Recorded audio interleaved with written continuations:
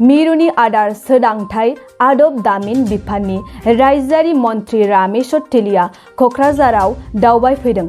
क'क्राझाराव दावबायफैनानै मिरु मन्थ्रि तेलिया बीटीसी सेक्रेटारियेटनि सावराय नब्लाङाव बीटीसीनि गाहाय मावफुं सोद्रोमा प्रमद बर'नि मासि सामलायनानै दैदेननायाव बीटीसीनि जाग्रा आदार सोदांथाय बिफाननि मावख'गिरिफोरजों लोगोसे बीटीसीनि माखासे मावफुं सोद्रोमाफोरजों बीटीसीनि सोलिफु जाग्रा आदार सोदांथाय बिफाननि थासारि लोगोसे फैगौ समफोराव बीटीसीनि हालामनि रांखान्थि थासारिखौ जौगाखांहोनायनि थाखाय बिफाना माखासे बिथांखिफोर मावफुंनो थांखि लानाय आयदानि बागै गुवारै सावरायलायो।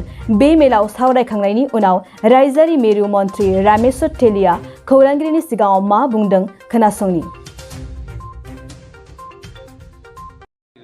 सेक्रेटारिएट कनफारेन्स हলত बीटीसीर EM সকল আমাৰ CM মোৰ ডিপাৰ্টমেণ্টৰ কিছু ব্যক্তি লৈ আমি এখন সভা কৰিছিলোঁ আৰু মোৰ যিটো মিনিষ্ট্ৰী অফ ফুড প্ৰচেছিঙৰ যোগেদি আমাৰ BTCত 4টা ডিষ্ট্ৰিক্ট আছে।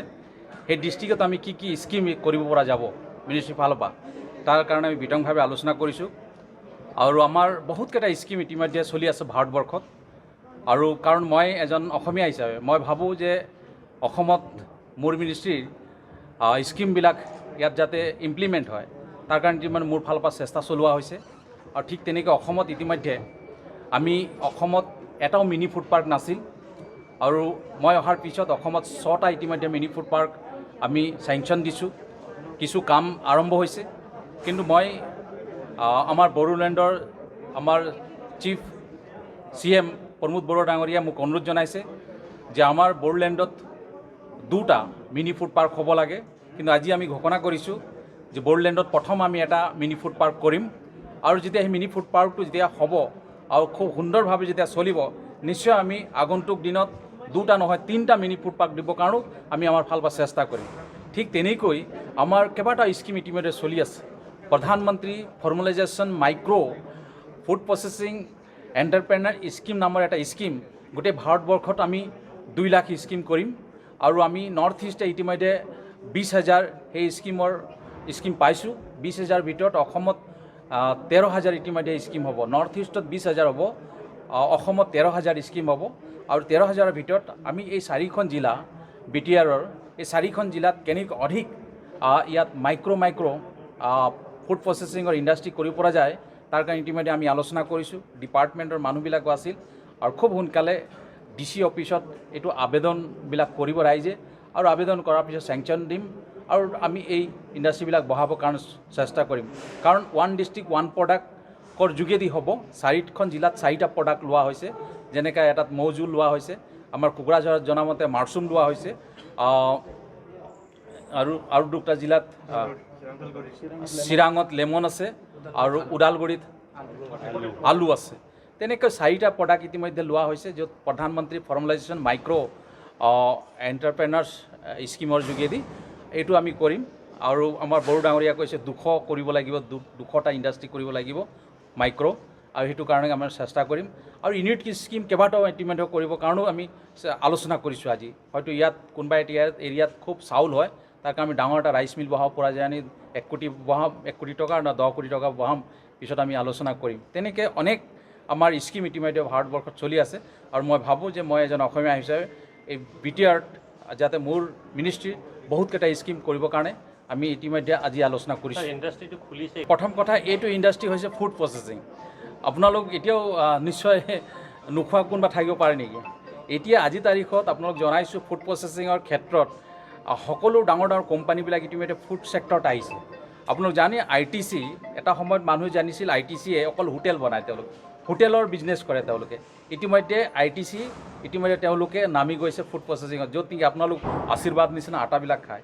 তেনেকৈ দেখিছোঁ ডাঙৰ কোম্পানীবিলাক ফুড প্ৰচেছিঙত নামিছে আৰু আমি ভাবিছোঁ ফুড প্ৰচেছিঙৰহে ইণ্ডাষ্ট্ৰি কৰিম আমি। নোখোৱা কোন থাকিব নোৱাৰোঁ। আগন্তুক দিনত আৰু নতুন প্ৰডাক্ট উলিয়াব লাগিব খোৱা বোৱাৰ কাৰণে।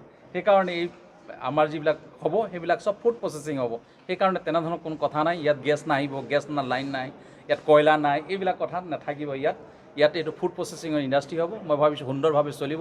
ইয়াত যিবিলাক প্ৰডাক্ট উৎপাদন হয় সেইখিনিকে লৈ আমি ইয়াত প্ৰচেছিং কৰিম আৰু ওচৰতে ইয়াত কোকৰাঝাৰ ৰেলৱে ষ্টেচনৰ যোগেদি বাহিৰলৈ যাব এই মালবিলাক বিক্ৰী হ'ব। এইটো আমাৰ CM-এ জনাব প্ৰমোদ বড়ো ডাঙৰীয়াই যে মিনি ফুড পাৰ্কটো ক'ত হ'ব। তেওঁ আমি কেইবাটাও ডিপাৰ্টমেণ্টৰ লগত ডিছকাছ কৰিছিলোঁ। আমি হৰ্টিকালচাৰৰ লগত কথা পাতিছিলোঁ, আমি পিগাৰীৰ কাৰণেও আমি কথা পাতিছিলোঁ, ফিচাৰীৰ কাৰণে কথা পাতিছিলোঁ। এগ্ৰিকালচাৰটো আছিলেই আমাৰ মূল আজি বিষয় আছিল। ইতিমধ্যে আপোনাক জানে যে আমি নাজিৰাত এটা এপিটাৰ যোগেদি আমি গাহৰি মিটৰ এটা প্ৰচেছিং ইতিমধ্যে এটা চেণ্টাৰ বহাইছোঁ, য'ত নেকি পেকেটিং হ'ব, বাইণ্ডিং হ'ব আৰু আমি বস্তুবিলাক আমি ৱৰ্ল্ডৰ মাৰ্কেটত আমি বিক্ৰী কৰিম। আমাক তাত ইতিমধ্যে আমি গম পোৱা মতে 400 গাহৰি আমাক দৰকাৰ হ'ব এই নাজিৰাত থকাৰ পাৰ ডে। তো ইতিমধ্যে আমাৰ অসমত গাহৰি পাবলৈ অসুবিধা হৈ গৈছে, য'ত নেকি আমি ইতিমধ্যে এগ্ৰিমেণ্ট কৰিছোঁ এই গাহৰিবিলাক আনিবৰ কাৰণে ৰাজস্থানৰ পৰা, এই গাহৰিবিলাক আমি পঞ্জাৱৰ পৰা, এই গাহৰিবিলাক আমি হাৰিয়ানাৰ পৰা আনিবৰ কাৰণেও আমি ইতিমধ্যে এগ্ৰিমেণ্ট কৰিছোঁ। কাৰণ সেই ফেক্টৰীটো চলাবৰ কাৰণে, য'ত নাজিৰাত ইতিমধ্যে আমি পিগাৰীৰ এখন প্ৰচেছিং প্লাণ্ট এটা বহাইছোঁ সেইটো চলাবৰ কাৰণে। আৰু ইতিমধ্যে আমি ভাবোঁ যে BTRত আমাৰ যথেষ্ট নিবনুৱা আছে, নিবনুৱাসকলক এনেধৰণৰ ফাৰ্ম কৰক, গাহৰি পালন কৰক। এই গাহৰিখিনি নিশ্চয় আমি ভাবিছোঁ আমাৰ যিবিলাক নতুনকৈ গঢ় লৈ অহা পিগাৰীৰ যিবিলাক প্ৰচেছিং চেণ্টাৰ আছে তাত আমি নিয়াৰ ব্যৱস্থা কৰিম। তেনেকৈ এইটো এটা কৃষি প্ৰধান এখন BTR হয়, ইয়াত খেতি যথেষ্ট হয়। ইয়াত আমি জনামতে আলুটো হয় কৈছোঁ, ইতিমধ্যে আমি মৌজোলৰ কথাও চিন্তা কৰিছোঁ। ইয়াত আমি গম পাওঁ মতে ব্লেক ৰাইচ হয়, এনেকৈ অনেক ইয়াত খেতি হয়। আৰু তাৰ কাৰণে প্ৰচেছিং কৰিবৰ কাৰণে আমাৰ মিনিষ্ট্ৰীত কেইবাটাও ইতিমধ্যে আঁচনি আছে, আঁচনিৰ যোগেদি কৰাৰ কাৰণে চেষ্টা চলাম আমি। Thank you sir.